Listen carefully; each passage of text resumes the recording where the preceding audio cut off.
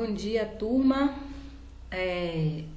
Hoje vamos iniciar a nossa aula de recuperação de gramática. Os assuntos, nós temos aí variedades linguísticas, a estrutura de palavras, formação de palavras e os termos essenciais da oração, que é o sujeito, o predicado, aí a gente vai trabalhar também o objeto direto, o objeto indireto, o predicado nominal, o predicado verbal, o predicado verbo nominal. A nossa avaliação será no dia 14 de dezembro, tanto de literatura quanto de gramática. Eu enviarei a avaliação de recuperação uns 3 dias a 4 dias antes, para que vocês possam fazer essa recuperação. Então, nós vamos falar um pouco hoje sobre os termos essenciais da oração, Então aí são os tipos de sujeitos. Mas antes da gente falar os tipos de sujeito, essa estrutura que é a seleção, a ordenação e a combinação das palavras. Então imagine vocês, que um falante assim de português vai dar a sua opinião sobre, vamos supor, sobre a adolescência. E ele chega, fala inúmeras palavras. Por exemplo, ele diz acreditar, que, achato, que, a idade, a adolescência, o recusa, em pai, como o, um dia se ficará garoto. Então vocês não vão entender nada, óbvio, Então essas palavras aí, todas elas que ele falou, faz parte sim do nosso idioma, mas não estão ordenadas, estão desordenadas. Então, qual seria realmente a frase ordenada do que ele disse? Então, ele quis dizer o seguinte: adolescência é a idade em que o garoto se recusa a acreditar que um dia ficará chato como o pai. Então, aí tem o sujeito, que é a adolescência, e tem o predicado, que começa do verbo até o final da frase. Então, essa nova ordenação aí, ela estabelece determinadas relações de sentido, de complementaridade entre as palavras. Então, produz aí o sentido do texto. Então, precisamos ordenar e combinar as palavras. Então, os termos essenciais da oração, eles fazem parte também da análise sintática, que tem a frase, a oração, o período, que também vamos estudar. Então, essa parte aí, que é a análise sintaxe, é a parte que tem por objetivos examinar as relações que se estabelecem entre as palavras de uma oração e determinar suas funções sintáticas, e também analisar as relações entre as orações de um período e, de acordo com essas relações, classificar também as orações. Então, nós vamos agora identificar o que é frase, o que é oração e o que é período. Por exemplo, a frase é toda a unidade linguística. Ela pode vir com o verbo ou sem o verbo, contanto que ela tenha sentido. Por exemplo, se eu disser assim, silêncio, vocês entenderam? Então aí vai ser uma frase. Não tem verbo, mas é uma frase. Eu estou com muita dor de cabeça. Tem verbo, tem sentido, é uma frase. Então, a frase é toda unidade linguística, Pode ser acompanhada com ou sem verbo, por meio da qual transmitimos pela fala ou pela escrita as nossas ideias. Já a oração, ela é a frase, que é a parte da frase, ela é constituída em torno de um verbo. Se ela não tiver verbo, ela não vai ser oração, certo? Então, o verbo, ele é sempre a palavra nuclear principal da oração. Então, eu posso dizer o seguinte: toda oração é uma frase, mas nem toda frase é uma oração, correto? E o período é aquela frase formada por orações, Ele pode ser um período simples ou um período composto. Quando é que ele é um período simples? Quando ele tem apenas uma oração. Período composto, quando tem mais que 2 orações. E para ele ser uma oração, claro, ele precisa de verbo. Os termos, da oração, os termos essenciais da oração, ele está classificado em sujeito e predicado.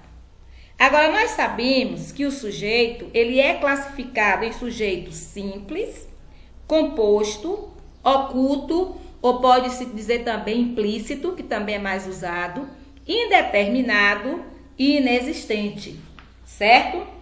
Então, vamos ver quando é que o sujeito, ele é um sujeito simples. E o que é um sujeito? Então, o sujeito, ele é o termo da oração com o qual o verbo ele concorda em pessoa, primeira, segunda e terceira pessoa, em número também, singular e plural. Então, o sujeito, ele comanda a concordância verbal, certo? Já o predicado, ele é o termo da oração, que apresenta uma declaração a respeito do sujeito. Então, tudo que se diz do sujeito, ali vai ser o predicado. E não esqueçam, gente, o predicado, ele tem, não é? Ele sempre contém o verbo.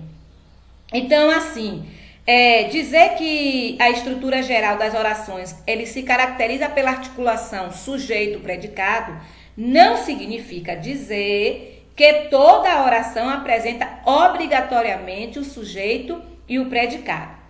Né? Então, existem certos assim, enunciados que não apresentam verbo. Né? Aqueles que não apresentam verbo, nós sabemos que são frases nominais. Se eu dissesse socorro, então socorro não tem verbo, é uma frase nominal. Mas se eu dissesse assim, meu amigo, que situação complicada a sua, hein? Essa aí seria frase nominal, porque não tem verbo. Agora, se eu dissesse assim, estávamos muito interessados no projeto, eu e os outros funcionários. Aí seria frase verbal, porque contém o verbo. Então, o desenvolvimento aí do estudo do sujeito, ele será subdividido aí em duas partes, porque tem o sujeito e depois temos o predicado. O sujeito simples, agora sim, vamos para o sujeito simples. O sujeito simples, ele é formado apenas por um núcleo, certo? Ele é apenas formado por um núcleo. Então, se eu dissesse, por exemplo, o livro que você ganhou está rasgado, né? O livro que você ganhou está rasgado. O que está rasgado que você ganhou? O livro. Então, o livro aí vai ser sujeito simples, porque tem apenas um núcleo do sujeito que é livro. O sujeito composto, ele é formado por 2 ou mais núcleos. Exemplo, a crítica do técnico e dos jogadores ao juiz causou muita polêmica. O que causou muita polêmica? A crítica do técnico, olha, e dos jogadores. Então, aí nós temos 2 núcleos. Se nós temos 2 núcleos, claro, vai ser um sujeito composto. O sujeito oculto, ele vem sem núcleo, né? Ele não aparece. Se eu dissesse assim, bateu na porta, né?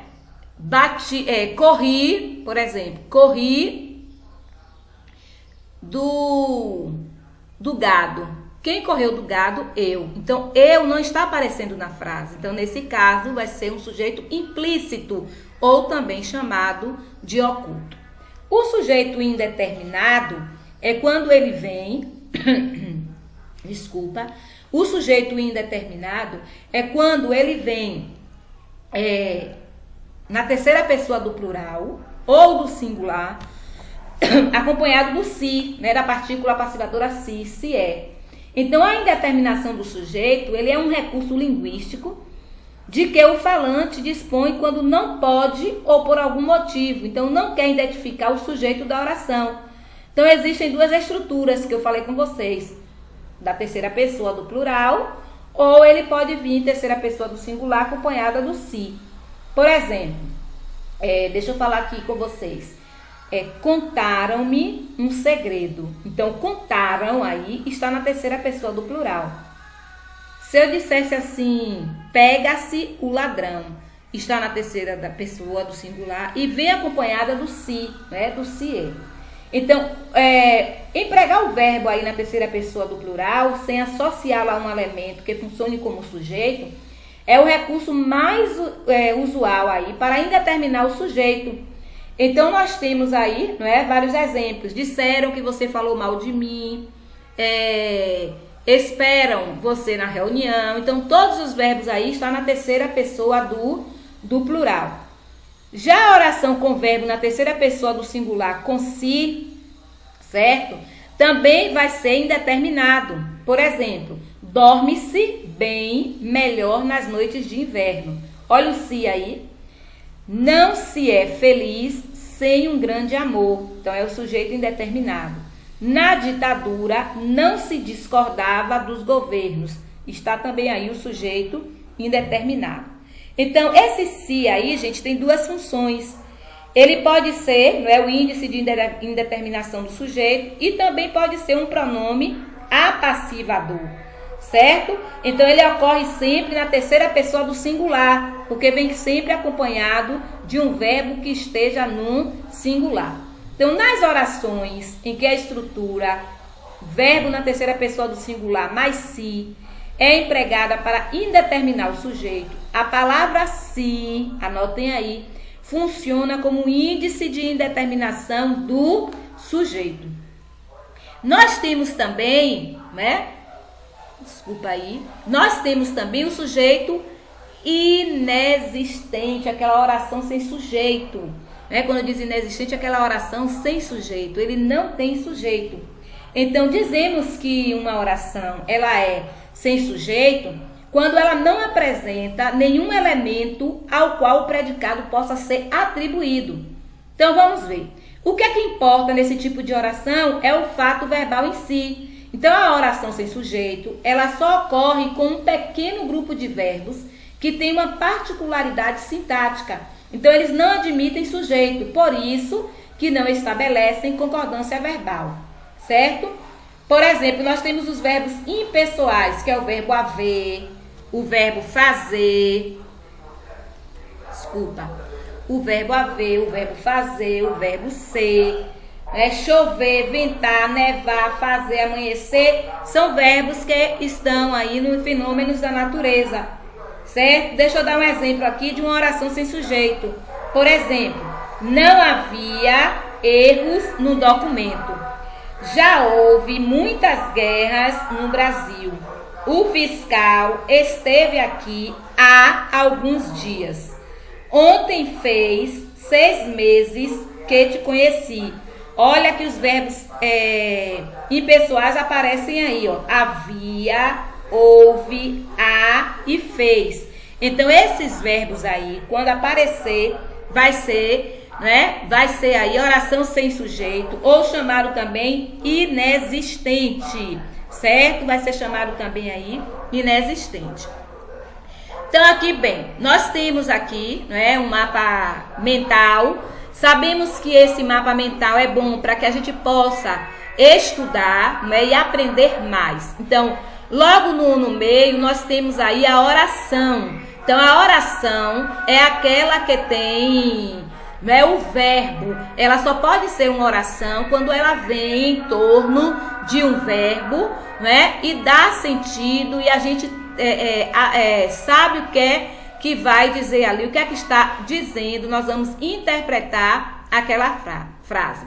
Então, a oração, nós temos os termos essenciais e temos os termos integrantes. O que eu estou falando agora são os termos essenciais, né? Que são divididos em sujeito e predicado.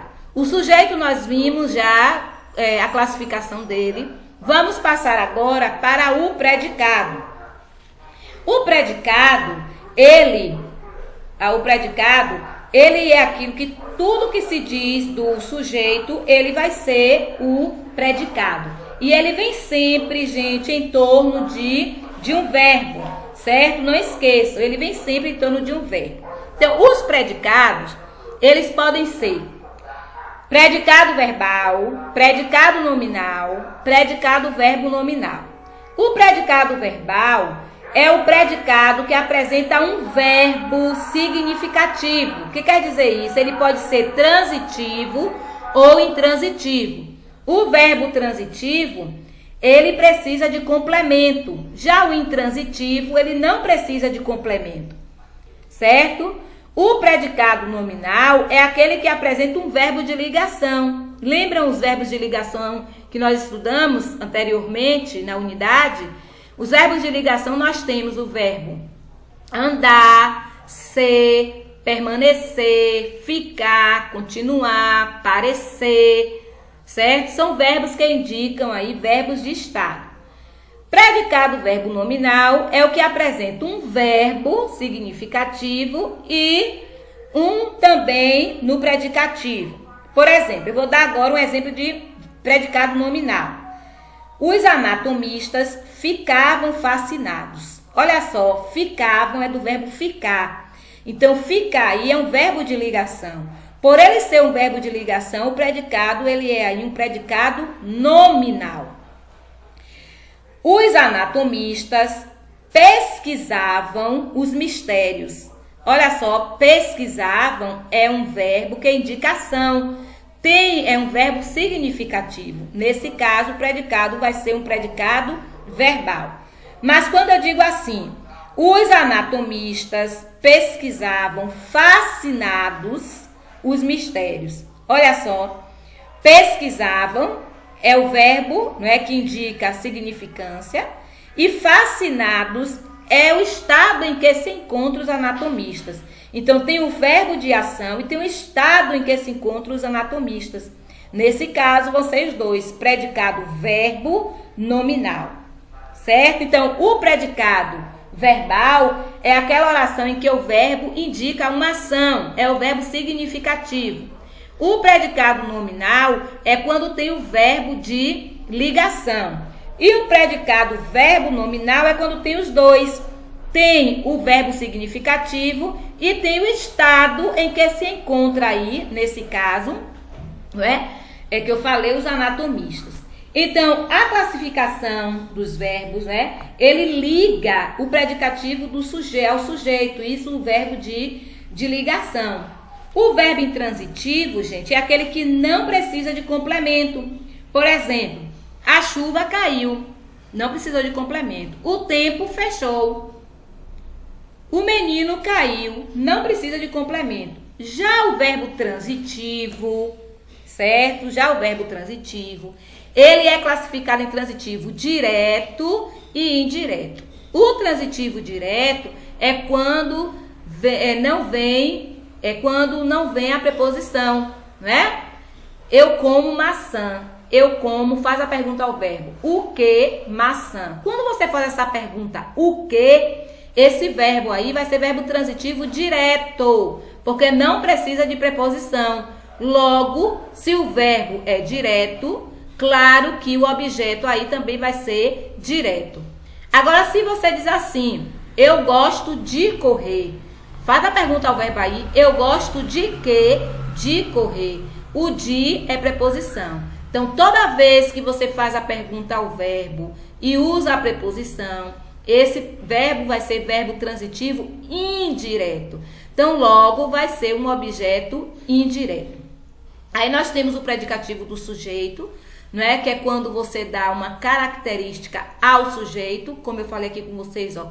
Os anatomistas estão fascinados. Então, fascinados aí está dando característica aos anatomistas, que é o sujeito. Aí você diz que é um predicativo do sujeito. Nós temos aqui abaixo os termos acessórios, que são o aposto, o vocativo, o adjunto adverbial e o adjunto adnominal. Assim, o aposto, ele vem sempre separado em vírgulas, entre vírgulas. O vocativo é quando você faz o chamamento. Carlos, pegue o lixo. Fulano, venha cá. Então, você está dando uma ordem, um chamamento, certo? O adjunto adverbial são as classes de palavras que indicam circunstâncias. Nós temos o advérbio de lugar, aqui, ali, acolá. O advérbio de tempo, ontem, amanhã, hoje. O advérbio de afirmação, sim, certamente. O advérbio de dúvida, talvez. né? Quem sabe? Então, isso aí são os advérbios e outros tipos de advérbios, certo? E o adjunto adnominal são aqueles, né, as classes de palavras, aquelas 10 classes, né, que dão ideia de nome, como substantivo, numeral, advérbio, adjetivo. Esses aí formam o adjunto adnominal e também o artigo. Então, mas nós estamos focando mais aqui nos termos essenciais da oração, certo? Que é o sujeito e o predicado. É o que vocês vão estudar mais, são esses termos essenciais da oração. A classificação do sujeito, que eu falei aí, e a classificação do predicado. Voltando aqui, certo? Próxima aula de hoje, a 8, nós vamos falar sobre estrutura e formação de palavras e variedades linguísticas. Estejam atentos, certo? E já vão aí estudando para vocês fazerem a avaliação, né, de recuperação. Até a próxima, certo? E um bom final de semana.